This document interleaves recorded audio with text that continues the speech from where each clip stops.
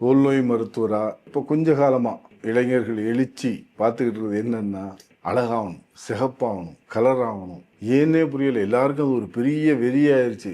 சில பேர் இந்த இளைஞர்கள்னு சொன்னேன், சில பேர் அப்பா அம்மா வந்து 1.5 வயசு பிள்ளைய தூக்கிட்டு வந்து, சார் எப்படியாச்சும் பிள்ளைய கொஞ்சம் சிவப்பாக்கிருங்க. இது நியாயமற்ற ஒரு கோரிக்கை. இப்படி சிவப்பு பிள்ளையா பெற்றுக்காருன்னா அம்மா அப்பாவை ஃபர்ஸ்ட் கலராக இருக்கிறவங்களுக்கு சிவப்பா குழந்தை பிறக்கும்னு எதிர்பார்க்கல. இல்லாட்டி அது ஒரு கருப்பா பிறக்கிறது ஒரு தவறு கிடையாது. ஆனா இந்த மோகம் எந்த அளவுக்கு கொண்டு போய் விடுதுன்னா, குறிப்பா இளைஞர்கள், அதிலும் பெண்கள் கண்ட மருந்து ஆன்லைனில் ஆர்டர் போட்டேன், மருந்து கடையில் வாங்கினேன், இது போட்டால் சிவப்பாயிரும், நான் மருந்தோட பேரை குறிப்பிட விரும்பலை.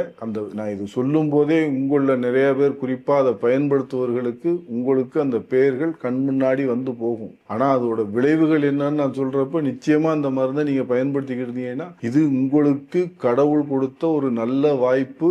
இன்னையோட அந்த மருந்தை நிறுத்திடுங்க. அதை நீங்கள் விழிப்புணர்வு இல்லாமல் பண்ணிக்கிட்டு இருந்தீங்கன்னா தயவு செய்து நிறுத்திடுங்க. ஏன்னா அந்த மருந்து பேரை பொதுவெளியில் சொல்லக்கூடாதுங்கிறதுனால பயன்படுத்தாமல் இருக்கிறேன். அந்த மருந்துங்க போடுறப்ப என்ன ஆகும், போட தோல் அப்படியே வெளுத்துக்கிட்டு வரும். நல்லா ஃபர்ஸ்ட் கருப்பா இருக்கிறது கொஞ்சம் அப்படி நார்மல் ஆகிற மாதிரி தெரியும், அப்புறம் வெளுத்த மாதிரி தெரியும். இது தொடர்ந்து போட நடந்துகிட்டே இருக்கும்.